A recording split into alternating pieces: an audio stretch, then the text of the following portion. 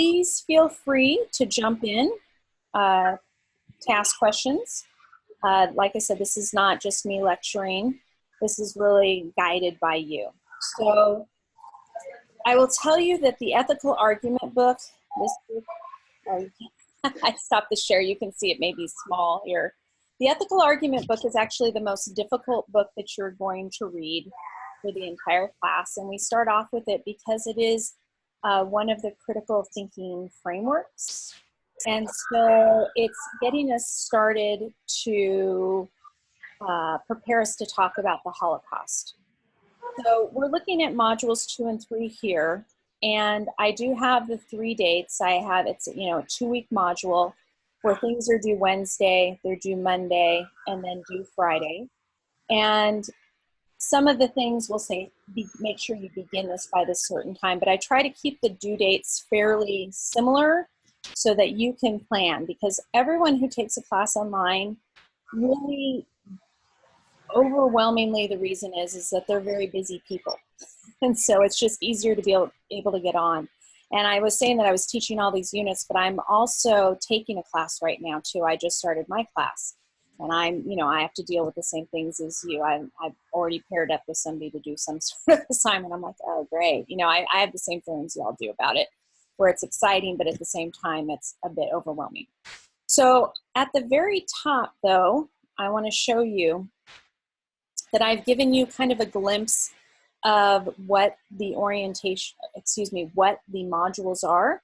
So we're at week 2 and 3 right now. We're finishing up with week 3. We are finishing up with ethical argument, and you are going to be working on, there's my dog, you're going to be working on writing your essay in the next module, okay? And so if you need to as well, Rob, sorry, it's going to take a moment. She gets very excited about people walking in front of our house. Anyway, if you feel like you want to email me and say, hey, can you send me that link to that essay prompt? If it's not on there, I'm more than happy to do so. I believe it is, though, in this module. I'm going to double check, make sure. Yeah, that would be great if I could get started on that, because I have a few hours free this week. So if I could dedicate that to 1C, that would be great, and just get like a head start. Right. Okay, so what I'm going to do right now, just to be helpful, is I am going to move this little essay number 1 prompt up here, and hopefully it's not going to scare people too much. Thank you, guys. Going, oh my gosh. I'm going to put it here, and I will tell you on Zoom, everything goes slower. So everything I try to move, it's like, okay, we got it. I will have it here for you to go ahead and take a look at. And basically the next module is writing your essay. There's a few other things that you're going to be doing, but the main big thing is writing the essay. So it is right here now. And just to remind everybody that when you are on Canvas, like if you are on it now, you'll have to refresh that page, but it will give you the entire prompt here. So I'm always happy to do that for you. I tend to not, I used to open up the entire class, and then people would get very confused. So I try not to do that anymore, but I'm happy to give you stuff ahead of time if you need it, for sure. I'm going to go back to modules, but it is basically about your ethical argument, your ethical issue that I asked about in the flip grid. I'm going to try to open this here. I love Zoom, but like I said, it makes my computer go slow, and I have a hard time slowing down with it. So, right. So it is, I'm asking you to choose an unethical law, stated or implied, or occurrence, and discuss it in an argumentative 1,500-word essay following MLA guidelines with the work cited. Now, for this particular, like the issue that you brought up about lobbyists, I hope you're going to write that paper. I'm super excited about it. So I hope that you will do that because I've not read that paper yet. I always get very excited about that. I am going to put one thing down here because sadly I forgot to do that with my face-to-face class. And there's a couple of topics are off limits, and I forgot to mention it to my class, and I had 4 people interested in talking about abortion. And yeah, I don't want to read that paper anymore. And plus, there may be women who are in the class who have had an abortion, and they may not want to see anything like that as well. Oops, nice if I spelled everything correctly. So off the table.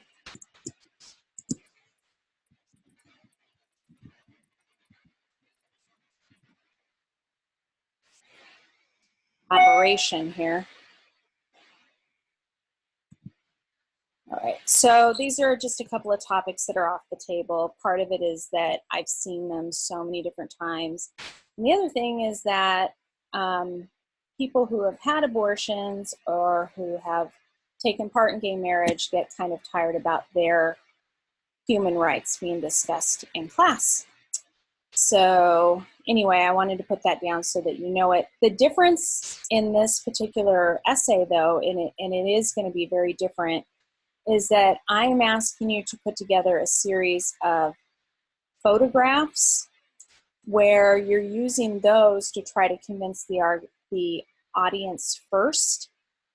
And what is interesting about this for me is that what I have assigned in all my classes, it doesn't matter which level it is that I want students to be able to incorporate visuals into their writing. And the reason for that is that the writing that you participate in every single day includes visuals, and I think students need to be able to think about what that looks like and what that means.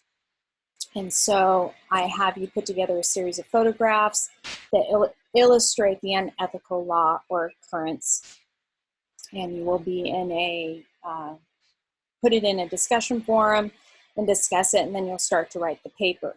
Now you have the time, Rob, so you can just put your photos in there, and you can send me a little note. Hey, can you take a look at them? Because the other students won't have, and I'll take a look at them and comment, and then you can get started with the paper.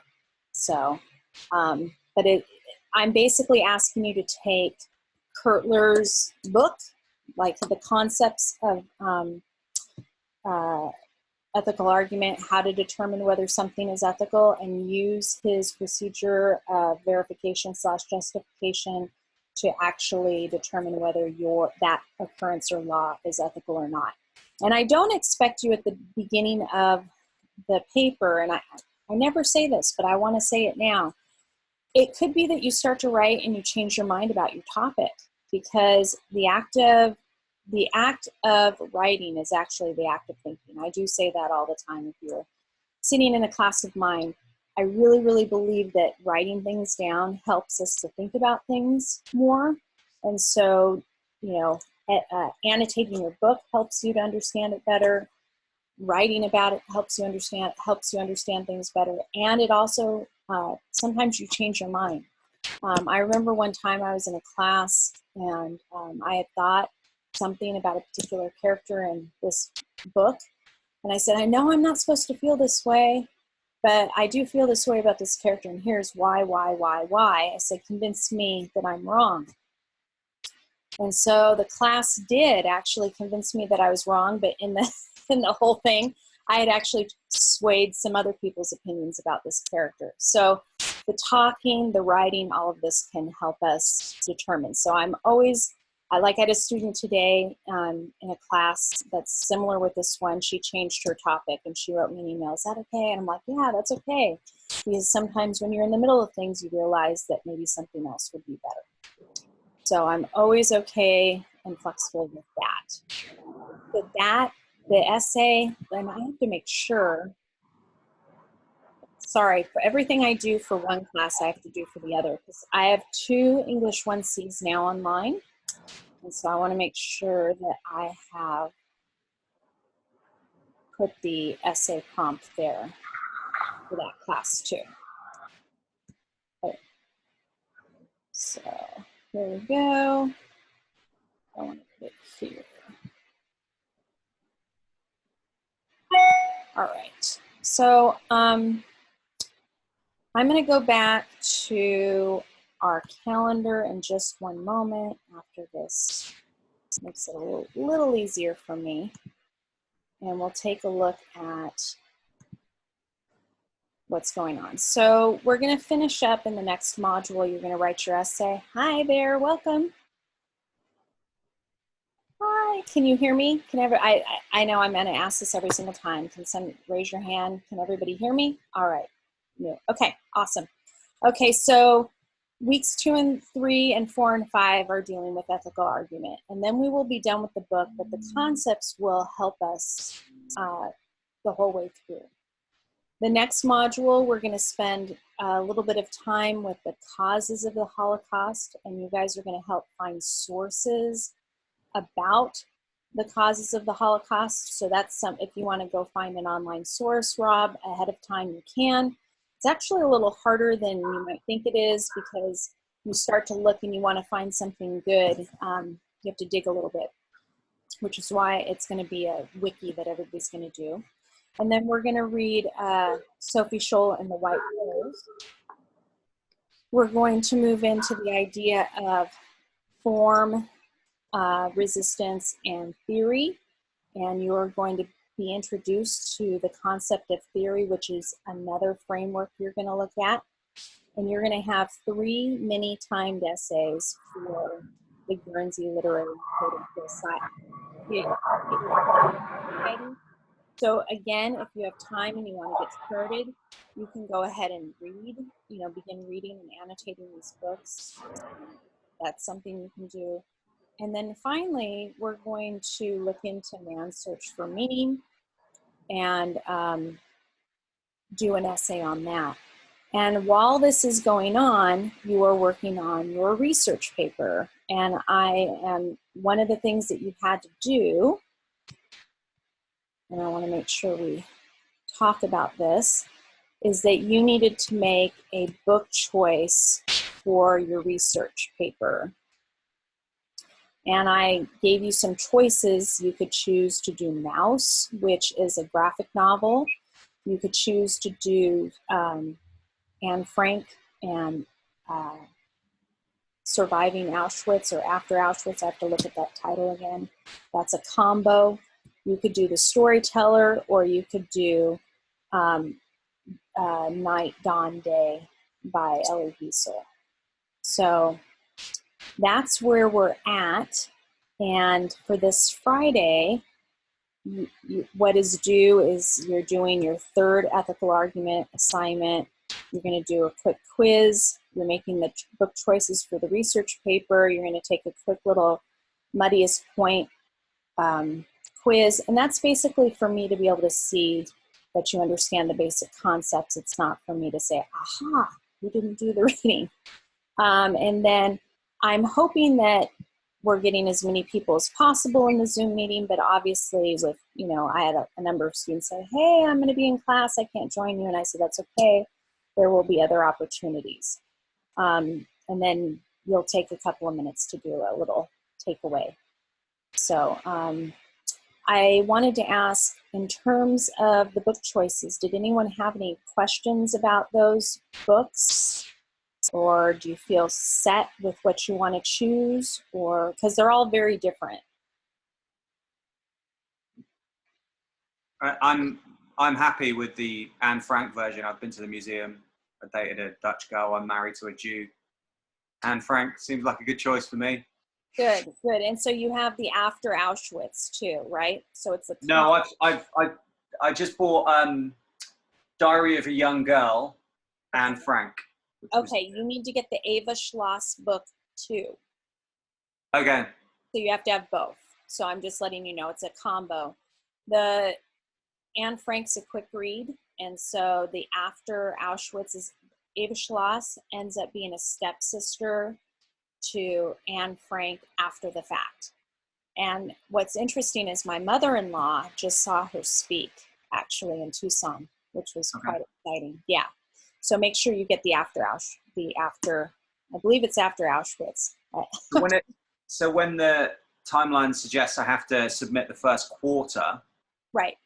is that like the first half of the first book? Yes. Right. Okay. Yes. Yeah.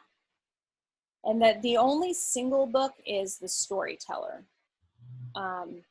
Like I said, the other ones are combos. Mouse has more than one. Does everybody else know what they're going to do? Anybody doing Night, Dawn, Day? Okay. Have you read Night before? Did you read that in high school?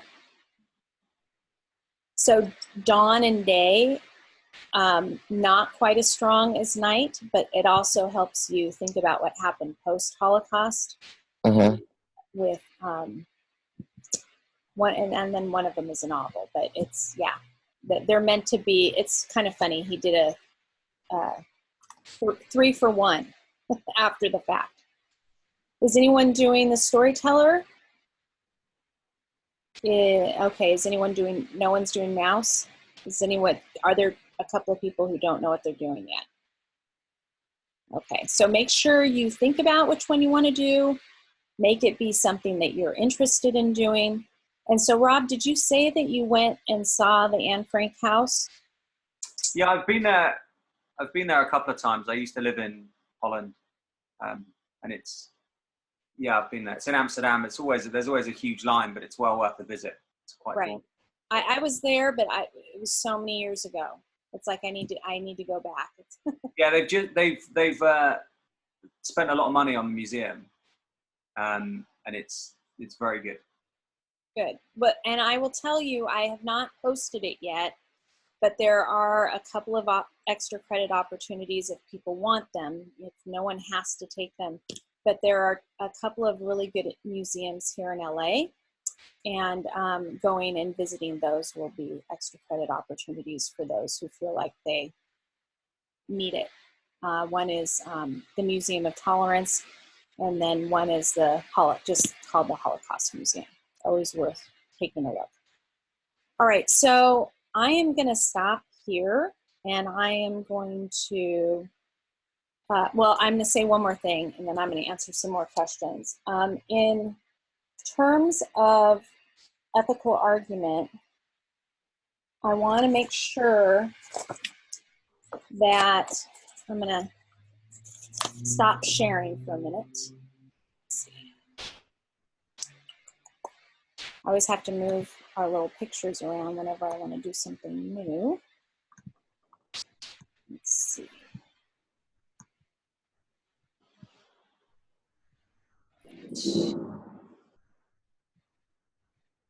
Oh, I'm going to stop share. Okay. I'm going to go back so that you can see people. Hi. For example, on page 15, you're going to see a rectangle box here. Take note of those boxes. Those boxes are going to be there to help us be able to understand, the different procedure. Okay, Brian, sorry for no video. I'm at work. Okay, gotcha. All right, Brian. That's great. I got it. Everybody got it except for me. No problem. Okay. Looking at, for example, on 15, we're looking at the procedure of verification, and what's important is that we can verify or falsify something that's ethical or not at another time. Someone else, regardless of that person's cultural biases, can verify or falsify them, and then they can withstand rational criticism. So this is kind of at the very beginning of what we're looking at. But I will tell you that that we all have that cultural bias. So no one can say, hey, I'm not biased. We all have it. And the reality is one of the best ways to understand our own bias is through travel. So if you ever have an opportunity to do an abroad program, I mean, Rob, you've kind of done your own abroad program, but if you're ever able to do that, I highly encourage you to do it. PCC has one to Florence That's in the fall. They have one to Oxford, which I actually did in 1990. And at that time, it was the whole semester, and then I stayed longer. So I was there for 6 months. And so it's a meaningful thing to do. And a lot of times they have scholarship money or ways to earn money to help you be able to go. So, all right. So now I'm truly open to questions. And Brian, if you have any questions, you can go ahead and type them in if you're looking at them. So. Does assignment 3 cover in the packet that you gave us? Does assignment 3 cover that, or is it only for the first 2 assignments? Okay, when cover it, what do you mean? The textbook, does it cover some of the assignments for assignment 3 for Friday? That's due Friday. Oh, this book here? Mm-hmm. It cover this. We're reading the first 4 chapters, mm-hmm. and I have separated it into 5 readings. Okay. And I separated chapter 1 into 2, and then you have chapter 2, and so those are the first 3 readings. So yes, they're all in here. Okay. Thank you. You're welcome. Anybody else? I love it. I always think of the movie Ferris Bueller's Day Off, and they're calling roll, and Bueller, everything's quiet. I do want to tell you that my goal for the next several Zoom meetings is that I would like to offer them at different times so that different people can join us. But I also want to have it be based on the text, so we can sit and actually have a conversation about the text today. And I know that people had questions and that sort of thing. And sometimes this is just the first time you've done a Zoom meeting, and so just doing the technology is a little bit hard. Brian has said, I've chosen mouse. Anything else? Anything I should know about choosing that? Yes, I will tell you what you should know about choosing that. If you've chosen it, it means that you like graphic novels or you like comic books. I am going to make a confession. I have never read Mouse, and I'm assigning it. And I will tell you why. It is a great text. And how do I know that? Because I have students who've written great papers on it. I own it, and I've checked to make sure that, yeah, that's actually in the book. But I'm not a comic book person, but there are a lot of people who are. And so as long as you like that sort of comic book sort of genre of text or type of text, it's a great one. And students who have chosen it have tended to really like it. I will tell you that any of the books that you've chosen, they're on the topic of the Holocaust. So, you have to be in that place to read the book. So Mouse is not, it's not a funny book, but it is an important text. All right. Thank you, Brian. Anybody else? Anybody else have any questions?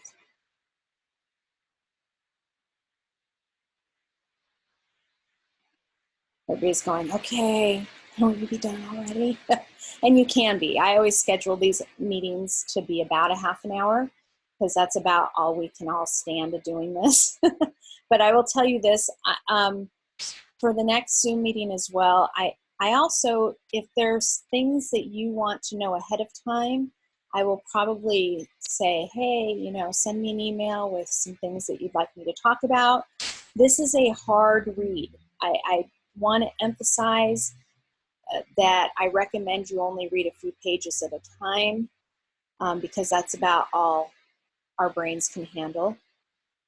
I also want to tell you that we're going to get to the fallacies soon, and I will.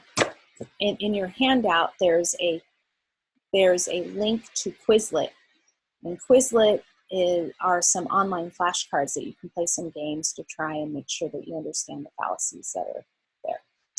Anyway, all right. Does anyone else have anything they'd like to say? That's my that's my little alarm reminding me to pick up my daughter, but she's on a trip today. So anyway, that I do recommend that too. If you have 20 million classes that you take, I have reminders all over the place. All right. Anything else? Okay, how many of you, by raising your hand, is this your very first online class? All right, Tyler. Awesome. Are you feeling okay about it? I feel pretty confident about it. Yeah, it's a new experience, so really optimistic about it.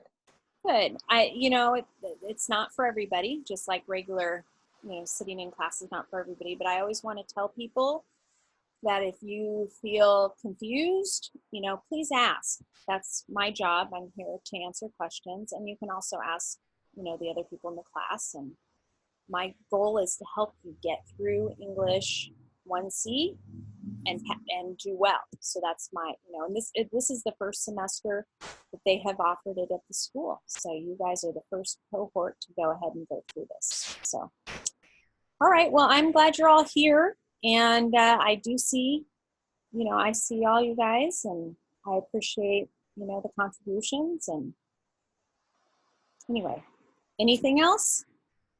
All right. Fantastic. I will end the meeting, and I will talk to you later. Welcome and have a great day. Thank you. Thank you. Thank you. I'm glad you all were here. Bye.